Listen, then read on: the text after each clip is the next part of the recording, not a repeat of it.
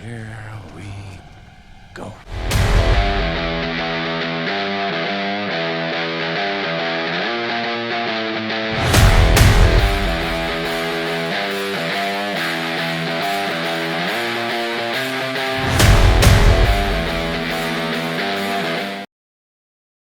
Hello guys. This is a video of a film I watched um today, Miss Betty. I saw a bit of this film years ago on Sky back in the day. Years ago, it's got quite a big cast. Renée Zellweger, who's the main character. Chris Rock and Morgan Freeman. It got Aaron Eckhart in the early role, and it's got Greg Kinnear. So this film is about a small town and waitress played by called Betty Sizemore, played by Renée Zellweger. She's a waitress dreaming of one day meeting her idol, a soap opera star, uh, whose name is George McCord, whose character's name is called Dr. David Ravel. She was obsessed with this soap opera that he's a star of, about a doctor in a hospital and his numerous relationships. She has like a life that she's not really happy with. She got a job that she wants more in life. She got, but she had a loving colleague that love her, but you could tell she wants more of her life in order to be a waitress in a small town. Excuse me. She got unfaithful husband played by Aaron Eckhart, who's I think he sells cars, is a car dealer, but is having an affair with his secretary. He's also making money as a drug dealer as well. One day he gets pursued by two hitmen, played by Chris Rock and Morgan Freeman. The fact the drugs that he's been selling is actually it don't belong to him. He's still stolen drugs that's stolen by the hitmen that they work for. So one day, they interrogate him. What answers? Where are my drugs? What our money? Um, they torture him. Accidentally, Morgan has to kill him, stop him from running away because Chris Rock goes too far.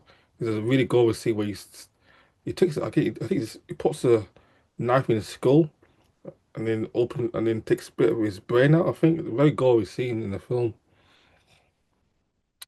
Then unexpectedly, Betty witnesses this murder, goes on the run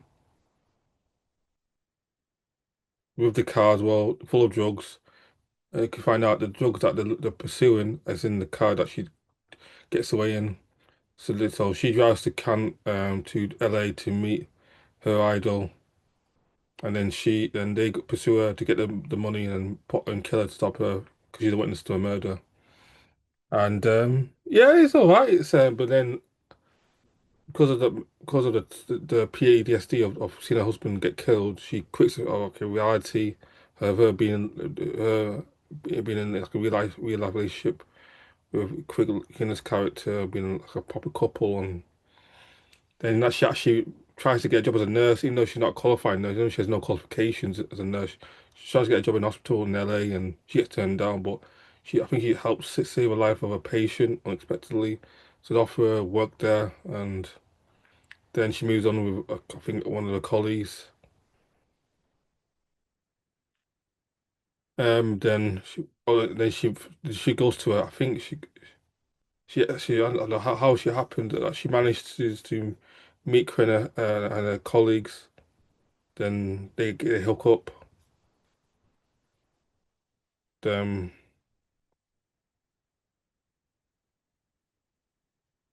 or she goes to a charity function.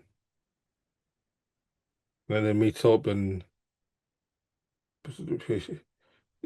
quickly offers her a job as in a role at in his episode that he's directing. She doesn't manage. She fails. I think she's tortured. PTSD kicks in. She got to go back to the place she's staying with a colleague. Um, then, but in fact, Morgan Freeman falls in love with Betty, and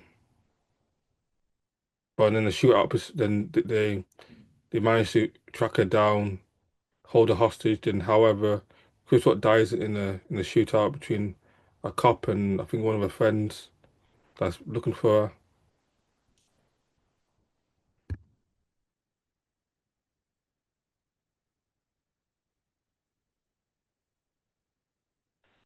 Then you find out that Chris Rock and Morgan Freeman are actually the son and father. Um, Morgan Freeman feels like he has nothing to lose now because Chris Rock's his son is dead and he's gonna die in prison as an old man. So he persuades Renée Zellweger to let him end his own life because in the shootout, Renée Zellweger's character gets a gun and holds the gun to Morgan Freeman's face, and Morgan Freeman manages to sweet talk him out the potential um gunshot. And he tells like you're worth more. You don't need this Hollywood. You don't need to be.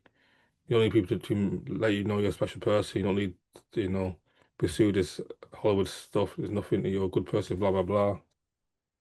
And then he actually gets the job as an actress. Queen persuades her to after falling out with her, persuades her to join the show as actress, and she makes money. She plays 63 episodes of the show, and and goes to home and decides to use her money to become a nurse.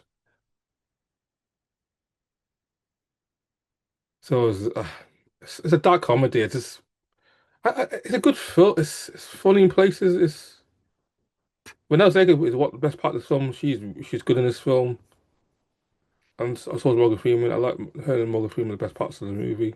Chris Rock's not bad too. And she actually won a Golden Globe for this film performance as well in this film.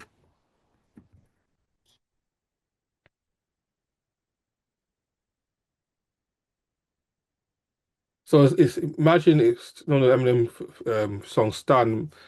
Maybe Stan was a woman, but or a more happy ending rather than the dark ending. It's this kind of film. Stanley was a woman, a middle-aged woman, pursuing her idol, and actually getting her what she wanted, which is she hooks up with her idol and gets a role on the show that she's obsessed with. So that's like Stan with a happy ending, but Stan's a woman, not a man with a happy ending.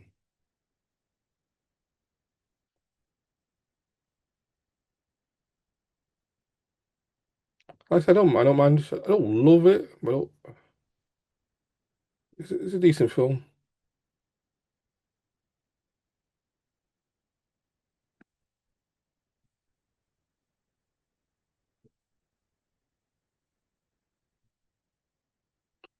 Yeah, Chris Rock, it's a good cast. It's good. No, Chris Rock's good.